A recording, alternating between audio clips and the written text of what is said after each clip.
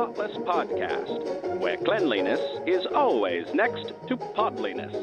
Now, here are your hosts, Hannah Brooks Olson and Andrew Walsh. Spring break, woo! Say goodbye to these. Andrew, you're going on vacation. My eyes are up here, Michael. I am will going be on having vacation. a margarita made in my mouth. We could go on, but we won't.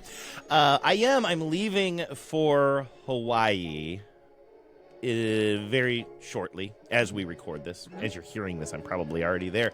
And while this is a fun trip, it's Hawaii. It's not a work trip or anything.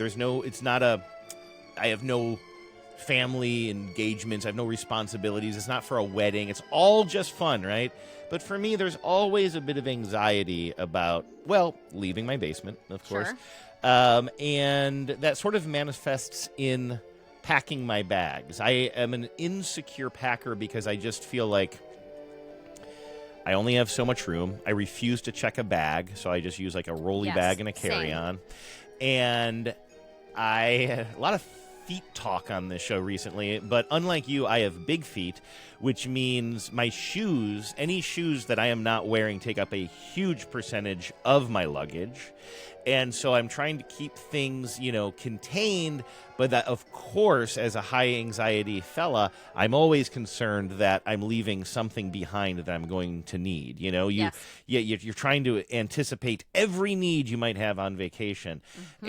And there's just a little bit of anxiety about that. And you and I were talking about this off air, and you're the opposite. You love packing, but you don't like unpacking. And I get a little anxious packing, but I love unpacking after a trip. If I'm honest, I don't love to travel. Yeah. Because I am an anxious person.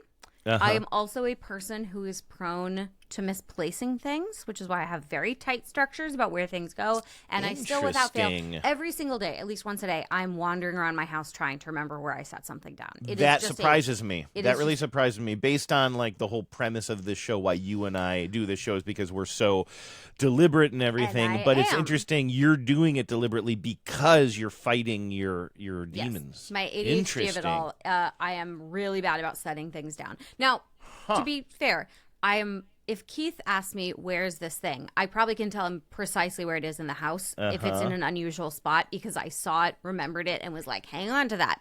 Mm-hmm. But the thing is, most days in my day-to-day life, I am white-knuckling to keep my small objects that I have on my person at all times. So knowing where my keys are, where my phone is, where my headphones are, where my, the stuff I need for a dog walk, where I am already having to keep a lot of things together.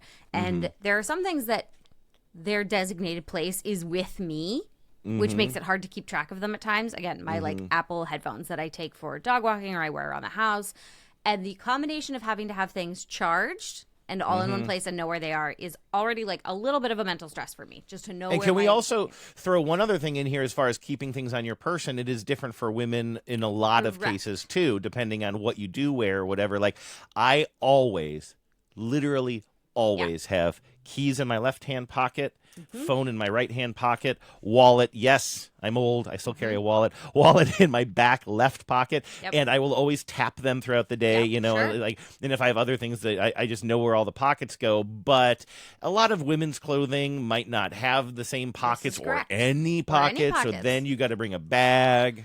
I have leggings that have no pockets, so a lot of times if I'm walking the dog and I have leggings without pockets, I have to put on like a vest. A lot of times I'll wear like a vest, like a puffy vest, and then that becomes my pockets. So I'm constantly shifting things from pockets from one coat to the next. If it's rainy, if it's not rainy, I go through my pockets constantly to make sure I have like the lip balm I need and the whatever. So traveling throws that even further out of order for me, and especially with making sure things are charged. I think I mentioned on the last show that my phone is chronically undercharged because it's getting old. My watch is that way too. I am always trying to like limp along my old technology, which means the battery is always running out. And so keeping things charged and knowing where they are is already takes up probably 10% of my overall mental load. So when I'm traveling and I don't have my chargers exactly where they are. The charging cable's never long enough. I'm always missing. I brought a USB, but not a USB-C. Like, ugh, right? So, for me, packing ahead of time is how I head off a lot of that. And we talked in the last show about how I really like to pack my work bag. I thought that was really fascinating. Really fascinating. My chargers, my lip balm, nail glue is one I always want to have because I'm forever popping off my fake nails. So I got those are fake? Yeah, I always wear fakes. Oh, I didn't know those were fake. I thought that you were just doing your nails. No, they're plastic. Interesting. I glue pieces of plastic to the ends of my fingers to approximate fingernails because my fingernails do not grow. They're pathetic. They're so weak. Yeah. Not to get you off your flow, but can I just tell you one thing that I have in the mail on its way to me right now that I've never purchased before? Yes. Is some sort of now I'm already forgetting the name. I think it's cuticle gel or cuticle lotion because I don't think it's technically my cuticle, but I have these issues and it's related to cleaning because I think it's from washing the dishes too much. Yes. Every now and then in the wintertime, the corner of like the skin around the corner of my nail on my thumb just splits wide open, and it is so painful. And so somebody suggested Burt's Bees cuticle wax or something like that. So I have that coming my way. And it creates a barrier, which is really nice. That specific one is going to create a barrier around it, which is going to help it heal. Yeah. So this is the thing is like because my nails don't really grow, they are often very painful if I'm not wearing if I don't have them like treated or something. So when I stick. It's kind of like you don't wear contact lenses ever, but sort of like if you have a scratch on your eye and you wear your contacts, you can't feel the scratch because you just like don't have that sensation. And so in a lot of ways, press-ons also just keep my fingers more comfortable. But really interesting. So that means I have to have like nail glue. I have dog treats. I have dog bags. Like there's all these little things I just sort of constantly need. The other thing too that I will plug, even if you don't have a dog. Having a roll of dog bags on you at all times is actually really great because you can pick up trash. You can put the trash from your car in it. You can pick up icky stuff just in general. You can like clean things with a dog. Like I use dog bags for so many things. Did you watch the TV show Succession? Yes, where he's putting leftovers. Yes, he's putting leftovers in dog bags. Yeah. And he's like, they don't come with poop in them. Yeah, he's Cousin Greg, and he's in like the fancy lunchroom 100%. Taking a bunch of food home, and he's I can't remember the snobby guy's name, but he's giving him a hard time for putting food in clean, unused but dog poop bags, which honestly. I'm on the side of the snob. Like I just can't wrap my head. He's like, well, they're clean. There's no poop in the but I don't want to be taking a bagel out of a dog poop bag. I don't care. And I've used dog poop bags for so many other things. I pick up litter with them. I like if there's just something icky you don't want to touch, you can just use them prophylactically, like for all kind of things. So you also can use dog bags, and this gets to what we're talking about for packing for vacation. You can use dog bags as like a wet bag, or your shoes probably wouldn't fit in a regulation size dog bag. Mine would. And so like I have put dirty shoes in them to get them like home. If you get something stinky, if you have something that you're afraid is going to leak, you can put it. So anyway, what does wet bag mean? Is that what you've just described here? Anything like that? You call it a wet bag? Yeah, or like if you have like a wet swimsuit and it's not going to dry by the time you have to leave, or you just like whatever, something gets wet in your bag and you want to contain it. Dog bags are good for that. So for me, packing ahead of time is a really good way to make sure I have what I need. So I have a little plastic case that I keep all my chargers in, and before I leave, I make sure I have the right plug with the right brick, with the right adapter, with the right cables, and I get all that in my little container. How many do you take? Because I'm always taking backups because I'm like, well, if I lose one or whatever. So, and we've talked about this before, and I stand by this. Having a really long charging cable specifically for your cell phone is one of the kindest things you can do for yourself. Yes, because you don't know what the situation is going to be when you walk into your... You don't know how far away it's going to be, and we all charge our phones at night. And so if you have to, if for some reason charging your phone at night is a challenge, you're going to have a dead phone when you're traveling. So, a long phone cord. Especially because a lot of us, if you have the contact charging, I don't even know if Android has that, but where you just set your phone on the thing to charge it. Sure. Yeah, I don't use it, but I know that's because you can't use your phone while you're doing it, right? So that's very annoying. So so I have to make sure I usually have at least 2 bricks, like the actual plug thing itself. One is usually USB and one is USB-C. It's like the big one and the little one. I have a lightning cable for my phone. I have a smartwatch charger. and then I have at least one of the like other ones that charges my headphones and my iPad and everything else. So it's interesting you mentioned that I can't remember the word you just used, but that Apple exclusive cable, the Lightning. But and when you eventually, I know you don't want to, but when you upgrade your phone, that'll be at least now standardized to USB-C for your watch. I mean, this is.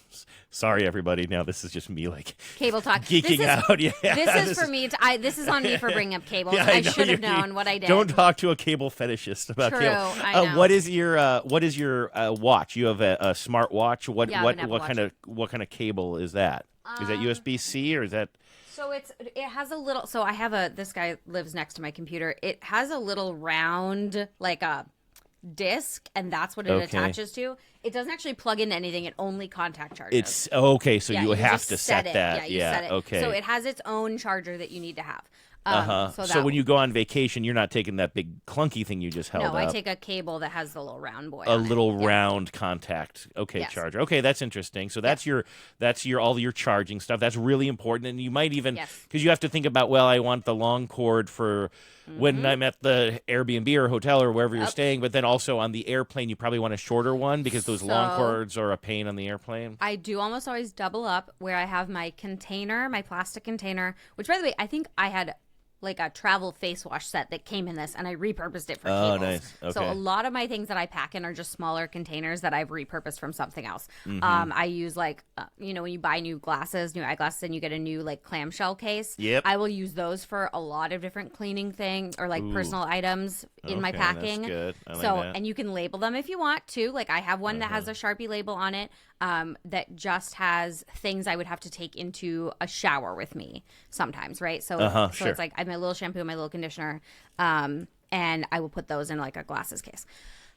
So I have. Can I mention one other cable, by the way? I just thought of this. This is a little bit of a hack, and it might be a little antiquated now, and I know nobody else is going to do it, but one other cable that I take is an HDMI cable that will go into whatever laptop I'm taking because you don't know what the home entertainment situation is going to be where you're staying. And so there's been many times where for me, if I want to stream a baseball game and I had the MLB app is not going to be on the hotel TV or whatever, I'll take my laptop and I have one it's like USB-C to HDMI and I can just plug right into the back of the TV wherever I'm going. That's a good one. That is a good one. So in my backpack, my like carry-on, or my personal item, I guess, because you have a personal item and a carry-on, right? So in my backpack, I will have a glasses case, and that has several cables in it.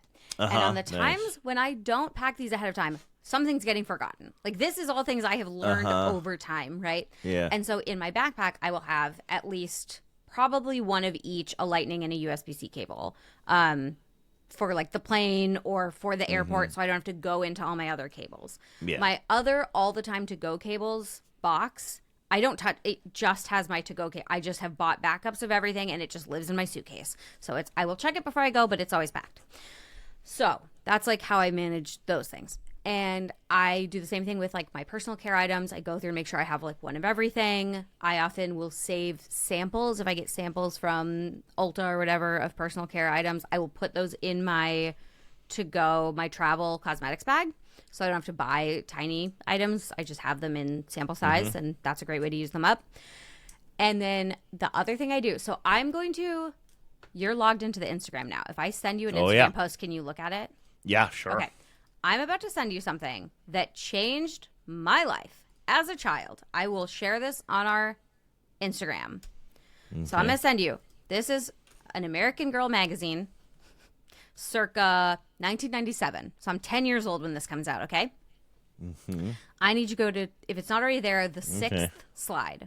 I think that is where you have bookmarked it. Is it the pick and pack page? Yes. This is a photo of the magazine. So somebody has just gone through this magazine for nostalgia purposes, I take it, taking photos of the magazine and just showing us what the pages were. And this one is a big layout that says pick and pack, travel light on your next trip. Yes. So this magazine came out the summer I was 10 years old. And I was a religious American Girl magazine reader. And this will surprise nobody. And in this particular spread, and I know this spread lives in other people's minds my same age. Do you remember this? Precisely, I remember this because I still pack like this. Nice. So it is It's basically a capsule wardrobe. Before people ever called anything a capsule wardrobe, American Girl created the capsule travel wardrobe with this photo spread. And I know that this changed the way girls pack. So it's what to pick, right? It has a color t-shirt, a white t-shirt, a vest, a swimsuit, sport shorts, a skirt, a long sleeve shirt, and long pants. So obviously this is not actually what I'm packing. So, but what it is... You just pack all skirts? Yeah, You're all just skirts all the time. skirts. You know me. Yeah. It's just tennis skirts all the time. Oops, all skirts. That's actually what it says on the front of my luggage. But what this taught me how to do was create all of the looks that I'm going to need based on relatively few items. So what I will usually bring instead, I have like a comfy t-shirt and a nicer shirt of some sort. And instead of a vest, I bring a sweater, usually, or a cardigan, depending on what we're looking into, a swimsuit. And this is like for summer or spring break, right? So you're going somewhere where you would need shorts. If you don't need shorts, obviously that's not it. I would bring a pair of nicer shorts and a pair of very casual shorts. I would always bring a pair of long pants, jeans or whatever. And then either like a denim shirt or something over top, right? But the idea with this is that they all fit. They all fit together. You can swap them out, that's right? Fun. So, and it's so that you can make sure that all of your clothing is coordinating no matter the combination. Don't travel with things, if you're trying to travel light, don't travel with things that only have one use case other than like a swimsuit, right? Obviously you need a swimsuit, that's its own thing. But like don't travel with one shirt that only matches one pair of pants. One pair of pants, it needs to match every pair of pants and bottoms you have. You need to have your accessory, your like whatever warm layer, your cardigan has to match everything or several things. You should be able to mix and match. Instead of packing specific outfits, pack pieces that make outfits. Do you ever break that rule for a special occasion? Obviously a wedding would be you have to have a wedding outfit. If but there's like a wedding or if a rehearsal you have one. dinner. We usually have like one fancy dinner planned per trip, especially if it's like our anniversary, which was the last trip we took. So I know that Genevieve packed me. I mean, I don't know. It wasn't like super fancy, but like again, I can get away with a lot more. But I know that she, first of all, enjoys dressing kind of fancy for an event like that or a moment like that, and so I know that she'll have at least one special outfit. Even those separates almost always match. I still am going to go with a specific colorway. Nice. I'm going to have if I'm opting for black shoes, everything's going to match with black shoes. I'm not going to bring something where I have to also have brown shoes if I don't need them. And so I really do try and stick to this. And again, I will share this on our Instagram. I've made a note of myself. Like this to this day, and it's two spread. If you go to the next slide, that's the rest of it. Yeah, I'm looking at that. And I'm loving the comment. Somebody wrote, I still roll my outfits when packing because of American Girl magazine. I'm 40 years old. So is that something you do as well instead of folding, you're rolling? I absolutely do. I roll up and also, rolling shirts is a good way to stow them in your bag because they don't wrinkle, right? So if you fold it nicely and roll it up. And then you can also roll things together that you know you're going to be wearing together. And I absolutely still do this. I tuck my socks into my shoes. These are all things I absolutely Oh, yeah, I do that. Because of my big honking shoes, I have to use all of that space inside the shoes. I roll up socks and underwear as tight as they can, and I shove them into my shoes, which is also good because one pair of shoes that I really like are still a little bit too tight on me. We were talking about that in the last episode. So I tried to, one thing, this goes back, it was last episode that we were talking about buying things online, right? And some issues you have with like buying shoes that you can't see. I've actually gotten bitten by that a couple of times recently, and I didn't make the connection until later that it's Puma brand shoes. I guess this is a known thing that Pumas run narrow, especially certain designs within. And so I've never owned them.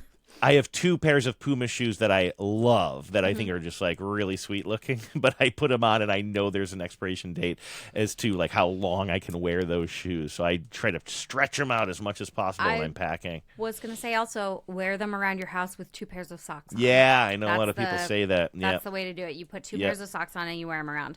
I have, again, very wide feet, and so narrow shoes are a no-go for me. So that's also something I am also like very... At the age I am now, comfort in my footwear is quite important to me. And it has its functionality. Like, if my shoes cannot stand getting wet. Oh my God. I saw a child the other day walk into school. It was pouring rain, full on atmospheric river. This child was wearing socks and slides, and I know that kid's feet were wet all day. Oh, yeah. And I was like, where was your mother? Like, I was so upset on behalf of. And the thing is, that kid was probably comfortable with it, and we'll do it again tomorrow, of too. Of course. But I still was even, I was upset on behalf. So this is how I love to pack. I am very, and again, I like knowing I have everything I'm going to need. I like knowing that I have some Band-Aids in case my shoes are too tight and they hurt. I like knowing that I have, whatever, contact solution, and just like, I like to go through my day and make sure I have everything. Now, where you and I diverge, though, is when I get home from a trip. Mm-hmm. I hate unpacking. Oh, I love unpacking. Now, I want to go back to packing for a second, though, because I have a question for you. And in fact, somebody in the maybe it wasn't a comment; it's just the spread itself from American Girl magazine. Mm-hmm. It says, "Don't forget," and there's a little checklist on the bottom, and it's a little bit small for me to read from where I am. But sneakers, pajamas, underwear, toothbrush. Yep. Do you, when you're packing, do you put together a list, or are you like me where you're just sort of, you're doing it, you have a mental list and you're sort of like going to the bathroom to get your toiletries and then, or do you sit down first and say like, don't forget socks, underwear, outer shirt, inner shirt, blah, blah, blah, blah, blah, blah, blah? I go through what I'm going to be doing each day to the best of my ability, and I mentally? Pack by day. Yes. Just mentally, though. You're not making a checklist. Yeah. But I do make a checklist of things that I routinely might leave out. So chargers, I do have a checklist for chargers now. I didn't for a long time, and it was a mistake. I have usually a checklist reminding me of all the sort of like extra things that have to go in. So cosmetics, meds. I always make a line item for my meds so I don't forget those, because I have to go through and pack those for travel too, which is one of the reasons that travel's hard, because you can only get your ADHD meds 1 month at a time. Heaven forbid you're traveling in the period between when you can get them and when you cannot, because they won't give you extra. And don't take them all. And so I told you that I never check a bag, but this was a confluence of a couple of unusual things in my life. I took a really big overseas trip right after I was diagnosed with arthritis and rheumatoid arthritis, I should specify. And so I had these special meds that I was taking at that time as I was sort of ramping up into what would become my weekly routine, and that the doctor prescribed for me. And because it was an overseas trip, I had to check bags, which I never do, and I had been inexperienced in having like prescription medicine that was critical to my well-being. That was new to me. And on the way home, I just threw it in my bag and then checked that bag, and the bag got lost. And so I had to go about a week without my medicine. And then I tried to get more medicine, and the doctor prescribed me more, but then the insurance company wouldn't fulfill it. They made me do all this shit because they're like, no, we've already bought your medicine. It's your problem that you lost it. And it's just a really great system that we have in this country when it comes to healthcare for a whole bunch of different reasons. But if you are somebody who is just getting into a phase of your life where you have necessary medications, do not put them in your bag. Because they may even force you, and they may also force you to gate check. Even if you're not planning on checking your bag, they may force you at the gate as you're boarding the plane if they feel like they're overloaded. So and don't take them all, because if they do get lost, you don't want to come back home and not have your meds. No, I go through my little pill minder, my little thing. I put out all the meds I'm going to need, and if we're gone for more than a week, then that's when I have to pack extra. So then I use an empty prescription bottle, and I count everything out, and then I label everything, and then this is another one, tape it all shut. I use like blue electrical tape across the top of my little pill box, because those little flappy boys will open in your bag. And you will be rooting around for a sertraline the size of a pencil nub. I love the idea you're searching around for your ADHD medicine that is like all spilled into the creases of your beach bag. Yeah. It happens. And then you just find a Lucy somewhere in your house, and you're like, what even is this? Yeah, right. You have to make sure the dog doesn't eat it. So that is something I do I do make a checklist, and I go day to day. I think about like, what are the days I'm traveling? What am I doing those days? And then I usually have a last minute, like a dummy checklist that's just like, on your way out the door, check these things. So you do have checklists. You're more into that than I am. So I have a mental list, and it's a little bit weird and it's scattershot. You'd expect me to have it more on lock, but I just pack all my clothes. And again, Genevieve always just for years has just called my clothes my uniform because I'm always basically wearing some version of the same thing. Sure. A pair of pants or jeans, a button-down T-shirt that I wear over top of a button-down shirt that I wear over the top of a colored T-shirt, or a white T-shirt. And so I just sort of like count the days, and then I always pack. I'm still, even though it has not happened to me in let's say 48 years or whatever, I always assume I'm going to shit my pants at some point. Yes. So I always take it hasn't happened, but I just like when I'm packing, I'm like, well, you'll of course have to have extra underwear because you'll obviously shit your pants at some point. One of the things my mother always taught me was pack a pair of underpants for every day and then add extra, at least 2 extras, and the socks are the same. Socks for every day. And then some extras, because the other thing is too, even if you don't shit yourself, but you do wear your socks, but you get back and they're wet and you take them off. You always bring at least, I would say, 2 extra pair of underwear and socks for every week you're going to be gone. That's I would say at least. I go overboard because I'm anxious, but also I am somebody, as you know, one of my favorite things to do in the world is take showers. And so if I'm a 2 shower a day or on a vacation, which is not obscene to think about. You might wake up and take your morning shower out of a routine, but then you spend the day at the beach or something, and then you're going to dinner later that night. You're going to come home. You're going to take a shower before those 2, which means you need 2 pairs of underwear. At least for me, I'm not reusing. Nope. So, in fact, one of my favorite things to do on vacation, you'll be unsurprised to hear, is laundry. If we're staying in an Airbnb with its own laundry in the unit, I'll be doing that night one. I'm doing laundry. It's relaxing to me. If you have the opportunity to do laundry the night before you leave, so you come home with clean clothes, that is a pro move. Yes. If you do laundry the night before you leave the Airbnb, and don't forget it, but whatever. Big and then caveat. you take the clean clothes, nicely folded, and you just bring them home, but they're clean. Mm-hmm. That does help, because one of the things I hate about unpacking is having to sort through stuff. And a lot of times, everything that's in my suitcase is all going in the laundry. Yeah, it's just all. I'm not sorting. Exactly. I remember you saying that on the show actually a while back, and I think that's one of those little things that also lives in my head when I'm unpacking. Sometimes it's kind of like, well, these shirts were clean, but they were balled up with this. I mean, I guess it's a little bit different now because I do have a dedicated, like when I bought a piece of luggage from like that company Away. I didn't buy it. I think they sent it to me because we were doing ads. But that Away bag that you see all over the place, I have the generic black one that came with a cell phone charger built in. It has a laundry chute, right? And it has a little laundry bag. Yeah, a little zippered laundry bag. And now I use that all the time. Mm-hmm. And so it does keep my clean clothes separate from my dirty clothes. But sometimes you're home.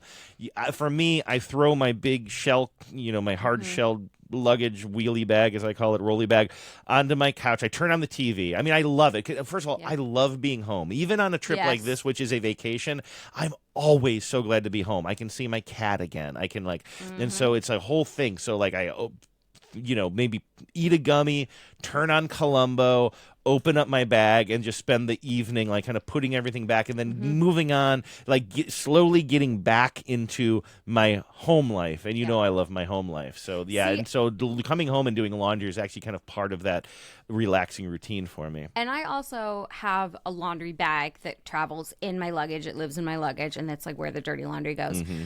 But again, there's a lot of things that I just keep in my luggage all the time. My cables, my travel cables live in my luggage. I don't go around the house getting cables. I have a designated container of cables that are just travel cables. So I don't have to pack and unpack them, which is really helpful. I have the same with, again, the cosmetics. I have some things that are just for travel. They don't leave my suitcase. When I pull my suitcase out, when I remove my suitcase from the closet, it already has my personal care bag. It has my cables in a container. It has a spare pair of eyeglasses. It has, some of the other basics I need. It has a little bottle of Tylenol. There's a lot of those things that just live in my travel bag. And part of I didn't get that before. Yes. That's interesting. I do not do that. Yes, I highly recommend it if you are prone to forgetting things, because it just stays. I have just an Apple Watch charger that just lives in my travel bag. It's always there, so I know if I'm using that bag. Now, if I use a different bag because I'm just going overnight, maybe I don't need everything, then it gets a little hinky. But for the most part, in my little suitcase that I use, it has it already is ready to go with those things. And that's part of what I like about packing is being like, aha, here are all my little things that I set aside.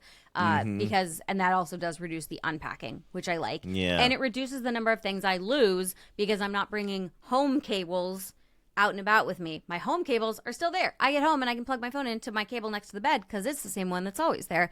It's my travel cable that comes and goes. So that's another big one for me. I just had what I think is kind of a very weird thought, but I want to talk to you about it because, as we keep saying on the show, that it is the plan of me and my partner Genevieve to get a dog soon. And the reason we've been talking about it for so long but haven't had any movement on that front at all is literally because of this trip I'm about to leave on. Right. Because we're going to Hawaii. This has been booked on the books for close to a year. I think Genevieve booked this out, and maybe not quite a year. But and then we kind of decided when one of our cats passed away that, okay, you know what? I think we're ready. We're going to do the dog thing. And Genevieve had been doing a lot of research on it and stuff, but we said we're not going to even foster or do anything until we're back from this trip. Yep. And so for this trip for me represents more than just a week-long vacation, but really, like, when we get back, we're going to hit the ground running, and my life is going to significantly change. Moon.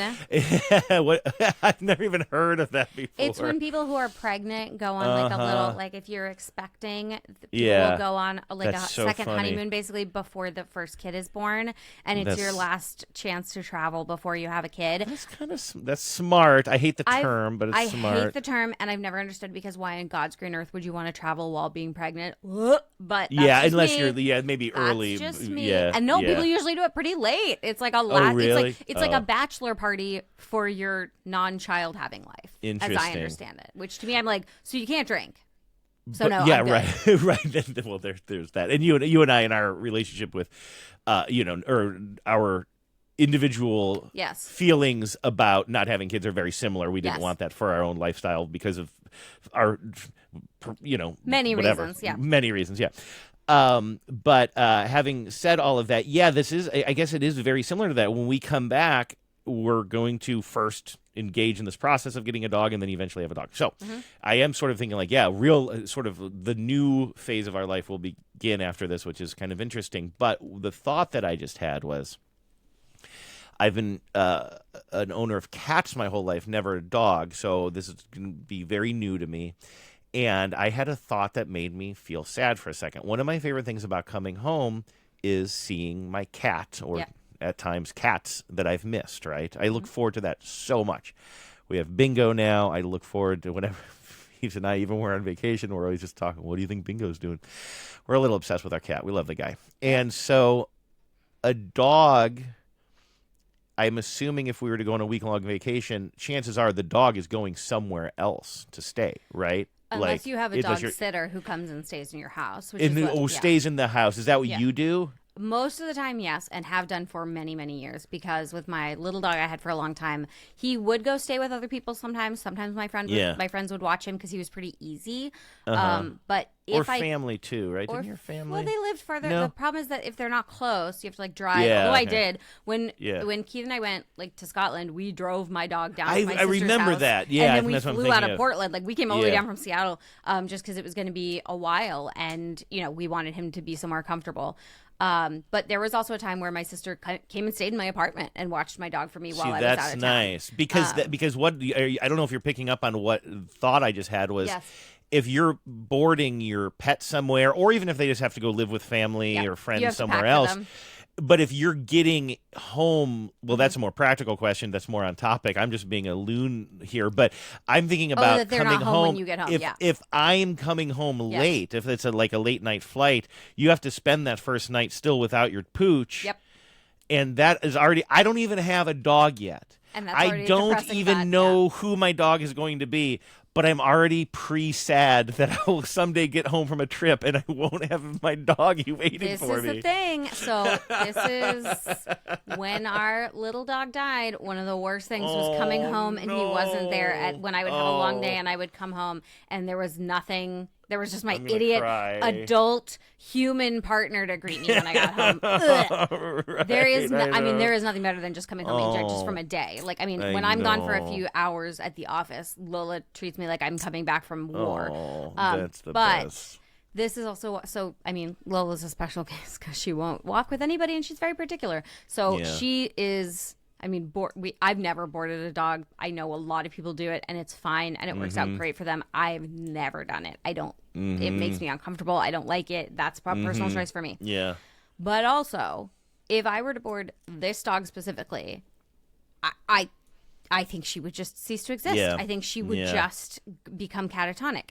And so instead, when we have, the only time that Keith and I have traveled together without her has included my dad coming and living in our house for a week. Oh, yeah. I think I remember that Dan as well. came and had a little bachelor week. That's he brought sweet. his dog, and they hung Oh, out. that's right. I saw photos. Yeah. That's great. I love and that. Rosemary and Lola are good pals, so they like to hang out great, together. yeah. So, I was like, Dad, you can just come and like live for a week in my house and pretend you live in Portland. And I think he had a great time. But yeah, I mean, that's the thing is, and that is part of traveling when you have a dog, is not only thinking about like who's going to watch them, but if it involves getting a house sitter, which I do, if you have someone who's willing to come live in your house, and if it's like, if you can time someone coming to travel and visit, some friends from out of town, if you have like friends from LA who want to come to Seattle, and you basically do like a house swap sort of deal where you're like, come stay in my house instead of an Airbnb, but what you have to do is take care of the pets. Like, I've done that. I think it's a great way to do it. But then you also have to clean your house for someone to come be in your house while you're gone.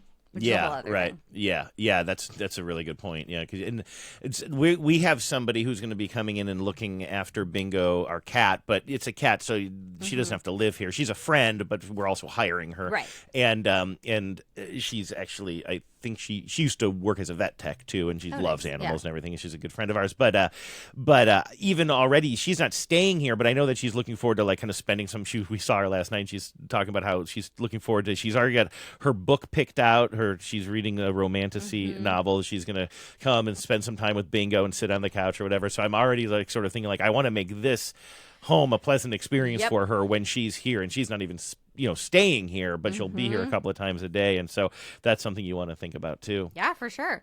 So that is, I mean, that's definitely part of it. And packing for a dog also is very funny. Like, Lola doesn't take meds, but I used to have to pack Indy's meds also. Yeah. So, like, he had a pill minder, and we actually had the same pill minder for a while, and Keith made labels for them. Oh, you and so gotta one of them label said that. Indy med, and one of them said Hannah med. Yeah, right. Because I would have to put out his pills. And the good news is Indy isn't struggling with ADHD, and you don't have heartworms. Correct. Yes, that is accurate. We took very different medication. We did not share. Well, that's not true. Sometimes we shared gabapentin. That's a calming situation? It's like a nerve pain, calming. Oh. It does a lot. Okay. Gabapentin does a lot of things. I've heard of it. I've never used it. It is. There's a lot of drugs that are prescribed to both people and pets, and like I have definitely taken dog medicine, and my dogs have taken people medicine, depending. But you do have to be careful with it. But I mean, I go through and I do the same thing with Lola when I'm packing. If we're going wherever, I will like scoop out her food into a jar. Like I just use an old glass like pasta jar, and I will scoop out. I'm like, okay, breakfast, dinner, breakfast, dinner, breakfast. So I go through like that.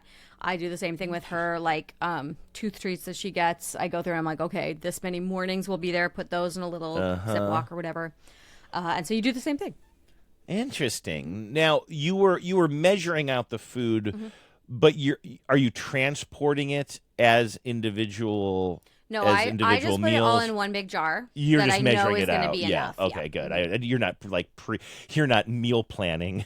Some people do. Like, yeah, Some you people could. do. Like, I hey, used to just dog pull out sit the for a bag. dog Yeah. who had the most like legit meal planning. Her person was so on top of it, and so she had like little, and she would use old takeout container, like how you have too many pho containers. She would use like old like condiment plastic containers that had lids, and like so she would just have those stacked up, and she'd be like lunch, dinner, lunch, dinner.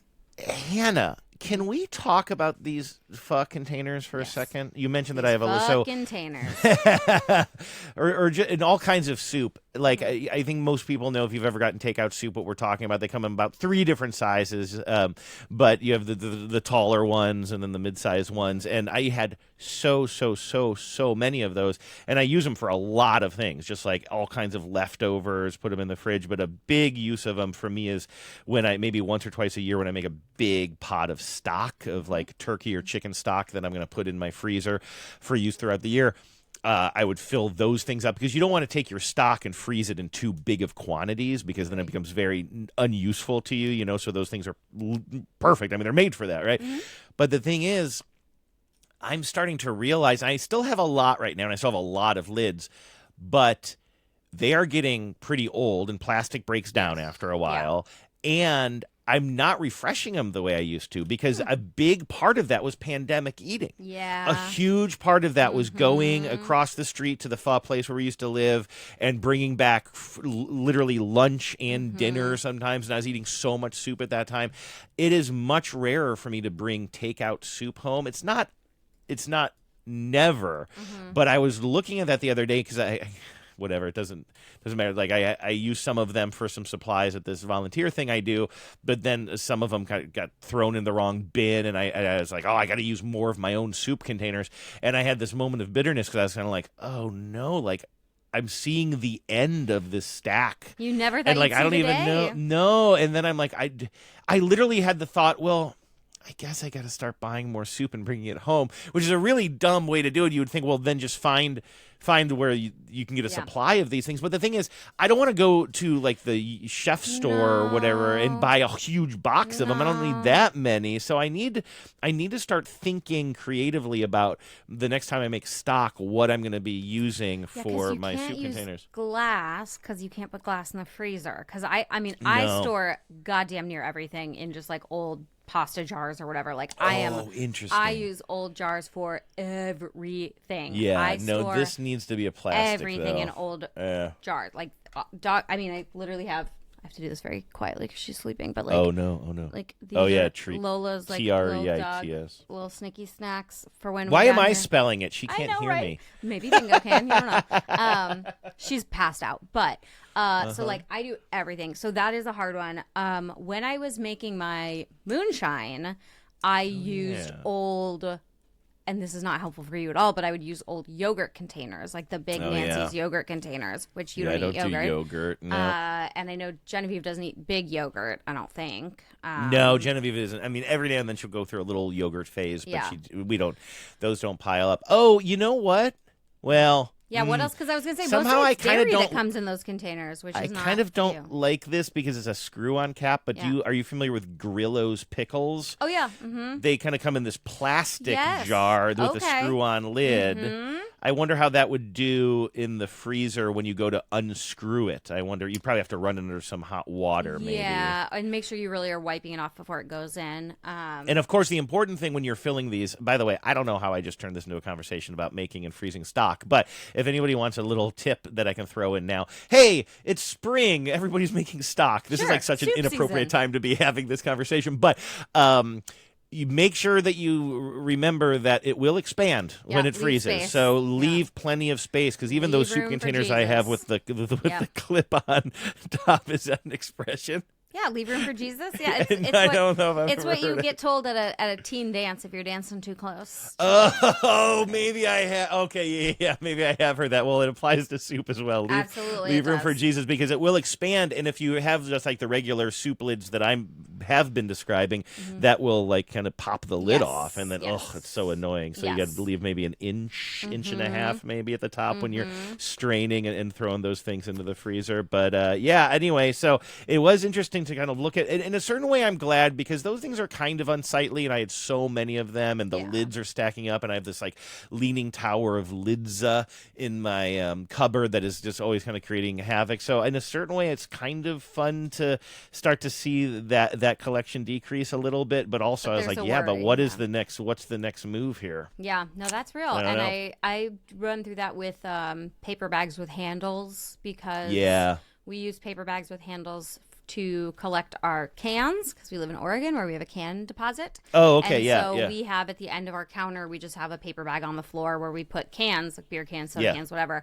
And then on Mondays, so what we used to do is we would just put them out on the curb so that whoever was coming to get cans, there's people who come get cans, like we'll just grab the bag. But now we have one lady. We have a lady who comes and takes our cans, and she goes and trades them in, and she's just a lady that's that cool. through the neighborhood. But she always leaves the bags because she has her own bag, and so like instead of going through them the way we used to, they're piling up, and so I'm having I had to like. Oh, I thought you were going to have the opposite. I thought you were going to say that, because I assume that you where do you get those bags? You must be a pretty big tote bag family, right? I forget a lot of tote bags. Really? Well, back to what you were saying very bad about forgetting on tote bags. And I'm really bad about laundering tote bags, which tote bags. Oh, I do. If you have not laundered your canvas totes recently, please take this as the moment, as the reminder to do it, because your canvas grocery totes are touching all kind of nasty stuff. Yes, on the inside and the outside, frankly. Yes. If you set it down, if it's full of groceries and you set it down especially outside your meat, door, especially if you eat meat. I was thinking about meat. chicken. Yep. Exactly. I'm pretty good at washing them. Even the plasticky ones that you get at the grocery store. Sometimes I have a bunch of those, but I'll turn those inside out so that the slightly more cloth part on the inside is what's getting most of the action in the washing machine. I think that you can't remind people of that enough. Yes. But our situation, we also use those paper bags with handles for our recycling. Yeah. And so we keep it underneath our sink. Same deal, cans. We have mixed, so cans, bottles, plastic, whatever. It all goes in there. And then after a few days, I take that out to our recycle bin and I throw the whole thing away. Right. But the thing is, we're really good about using tote bags. We're not animals like you.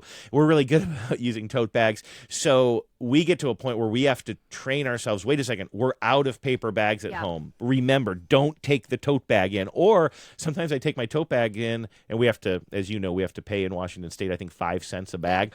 I'll just take a couple of the clean, brand new grocery bags, and just pay for them. slip them into my tote bag with the rest of my groceries, and then pay for it at the self-checkout. Because we need to remind ourselves, because we run out of those, and then we're using plastic bags for recycling, which is awful. And I they're hate the best. that. Paper bags with handles are the best for recycling. I also use them for yard waste sometimes because the whole bag can go in. Yes. I use them for food waste before I had the Lomi, especially if I was cleaning out the fridge. I would just dump all the leftovers into a paper bag with handles, put the whole thing in the yard waste / food waste. That was a good way to do it. We just don't go through them as much anymore, and so they're starting to collect. But I know that there will come a time, if I get better by using my canvas totes, which I'm not, that'll happen. But I also am just, a lot of times my grocery run is on the way home from something else, so I just forget.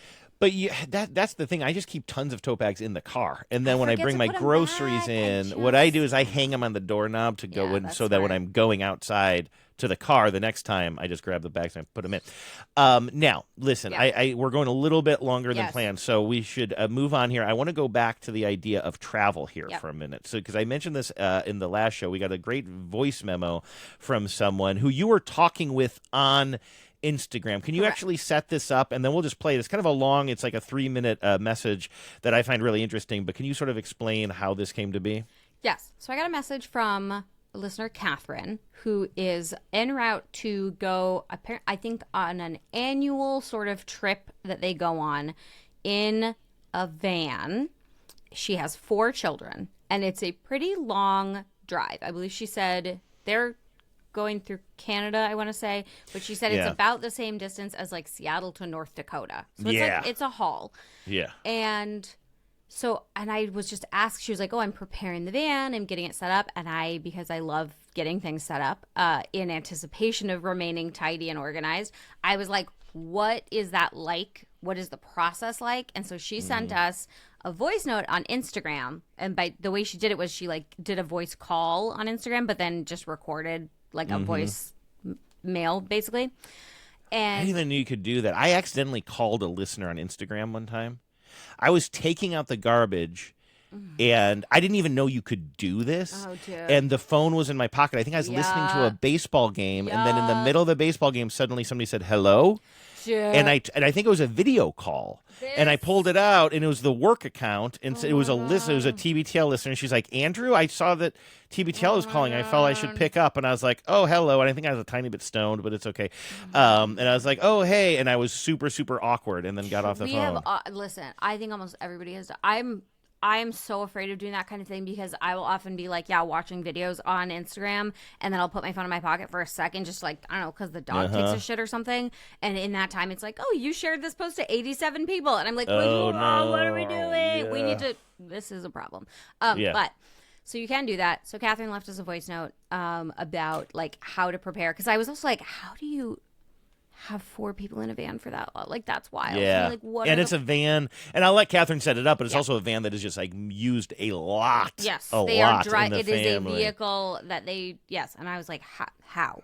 So she I asked her to leave us a voice note, basically helping me figure out, like, what is the process of keeping it together? What are some of your tips? What do you do? And this is what she sent us.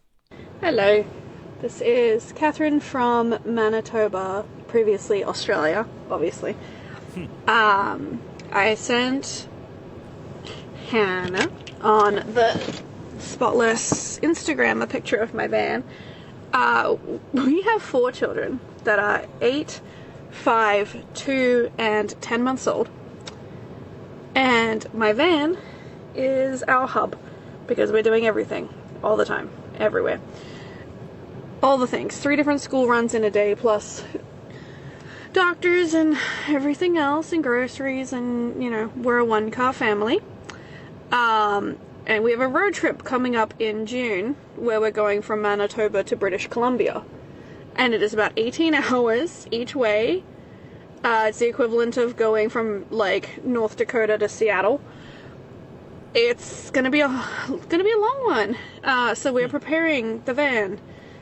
So this is our regular maintenance. We clean out the car every Tuesday with a trash bag and a tote bag, and we go through and take out everything that either, like, everything just doesn't belong, you know. So it's all the sippy cups and water bottles and toques and Rogue mittens. And what is a toque? Like a ski cap. Like a oh, yes. In fact, that might, you know what? That might have come up on the show before. I think I've learned that twice on Spotless now. Probably. That's toque. what Keith called them for a long time, and I was really? like, who are you? Yeah. You hadn't heard of it either No. until adulthood. Yeah, okay. Like sippy cups and water bottles and toques and Rogue mittens and everything else, and beloved toys that have got abandoned 3 minutes later.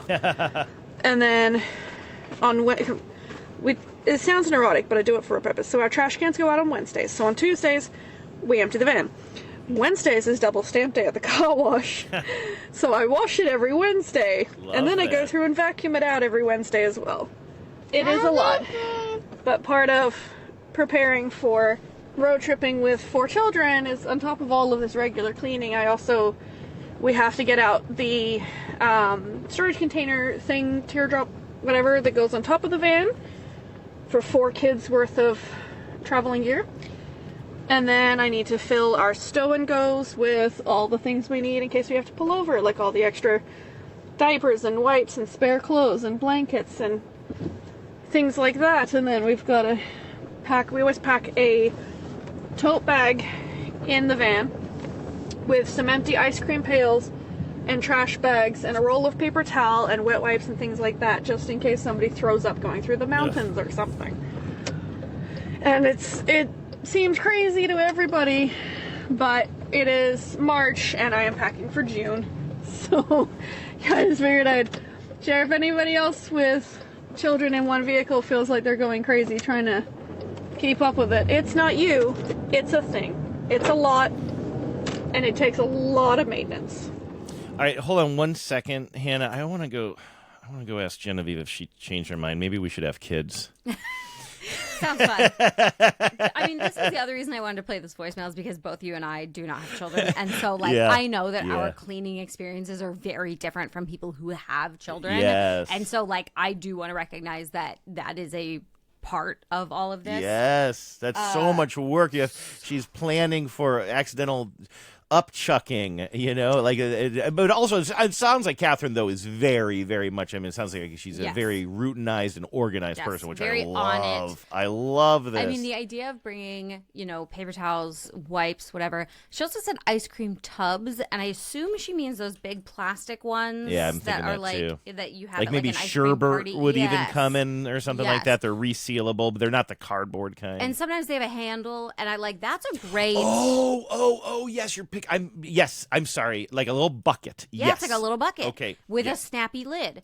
And Yes. that's also so as all of our pursuit to consume less garbage and make less garbage, I do very much think when I buy things, like, is this a container I can reuse for some purpose? Yeah. And Yeah. that little bucket, using it for a car sickness bucket is so smart. It's got a lid. Like, even a house sick. When I was a kid, my mom would just use a pot and stick the handle between the mattress and the box spring, and, like, that was where we were supposed to barf if we barfed in the night. which brilliant, but also that's a pot that later we probably cooked in, which is no. If you think we had enough money, you think we had separate barf pot money? No. Come on. Why not a little garbage can? My family would put a little garbage can next to the bed. We didn't have a little extra garbage can. It probably would have been a paper bag, if anything. But an ice cream pail is Think about this. Last show, you were talking about how you don't even like to use a towel that has. This is why I don't have children. This is why. why Your dog. You grew up. Yeah. Making I don't. I actually want to riff on that, but I know your mom listens. I don't want to make it sound worse than it is. I was going to tease a little bit, but it's maybe there was a separate pot. I kind of doubt. I mean, I think it was. I will hear from Julie on this. I'm positive we will. Yes. But so the ice cream bucket, like that's a good. Like if you're thinking, if you're buying ice cream for your kid's birthday. And you have the option of like several little cardboard containers or a big plastic bucket, maybe opt for the one with the big plastic bucket because that's going to be better to use later on for things like driving through the mountains and being car sick. I will say this van ride is going to be gorgeous.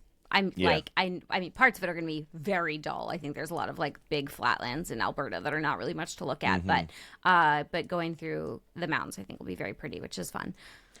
And I want to give one more shout out to Catherine for something that might have been lost on some people because she didn't say it specifically, but like I'm so impressed that she takes the van to get it cleaned every week and then does does all of this, garbage removal and everything, but then vacuums it once a week. I don't know much about Manitoba, but I know it's not a sunny weather destination in the winter. And they might have a garage, I'm not sure, but as somebody who's like one of the biggest things I'm looking forward to as the weather starts to turn and we have some sunny days is cleaning out my car because I have so much like shame surrounding how dirty my car is right now, not even on the outside, but on the inside, just like water stains on the seats for some reason. And just like a whole winter, I was talking about this recently on the show. It's driving me bananas. There's a drip on the passenger side over the speaker. And like I want to clean it out, but it's like so miserable outside, and the weather has been so bad and once so a week cold. Vacuuming it in the Manitoba winter. That's cold. Exactly. So, I mean, I'm hoping that Catherine might be able to pull that van into a garage to do this, like even the emptying of all the garbage. I like to picture, too, all of the kids helping. Yeah. Well, and if she's doing it at the car wash, because I vacuum my car at the car wash, because the car wash I go to has free vacuums, which is great. Yeah. But free? Yeah, if you get it comes with the car wash. You don't even have to do quarters or anything. It's amazing. Whoa. But so I want to confess something to the listeners. I had a stain because I was eating, I don't know what I was eating in my car, eating something. I often am. And it fell in the seat and it was like a grease stain. It might have been a French fry. And there was a grease stain on my seat. So I was out there trying to clean it with Folex and I hit it with like a bunch of Folex. And then I was like, well, maybe this will work. Who knows? And instead what it did was it left a big circle of cleaner. Yeah. But it looks like I peed in my car seat. And it's like, it's not like it's an area that's cleaner than the rest of it. That's what I thought you were saying. It's more like it's got that water line around the outside. It's like a ring. That's what oh, no, that's exactly what I'm talking about in our car. Because I think we have some sealant issues and we have this big line where it looks like the water kind of press. It's like so gross. For me, and it looks like I peed in my car seat and I swear I didn't. It's from the Folex. I need to get back out there and like use something else. Well, Folex does work, but I think so. I will actually use Folex to remove that, but you really need to be careful to distribute it evenly and give yourself plenty of time for that seat to dry. Of course, don't do it if you're leaving in a few hours. You'll get a wet ass. Don't use it as a spot treatment. Like intend to clean the entire seat. And I have just been riding around with this, and I think today actually is when we're done with this. I probably am going to go out there and try and fix that because I parked it in my work parking lot the other day, and I like put my coat over the seat because I was like, I don't know. Genevieve because Genevieve works for the University of Washington and she writes speeches for the president, and the former president, a new president took the position over about maybe in the past year or so. But before that, she had President Annemarie Kause she was a very humble leader. She did not have car service or a driver or a nice car that would like take her places or anything. So Genevieve sometimes would just drive her places, and I'd be like, oh no, like you can't bring the president in our shitty little car. So if I found out that was going to be happening, it only happened maybe a few times a year or something.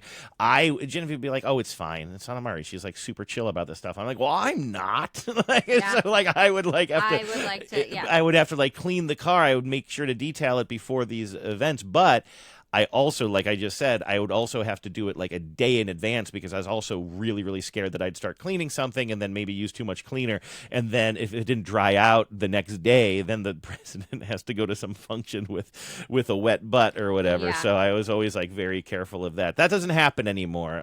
So that's not it. But, and also I think our car is just starting to,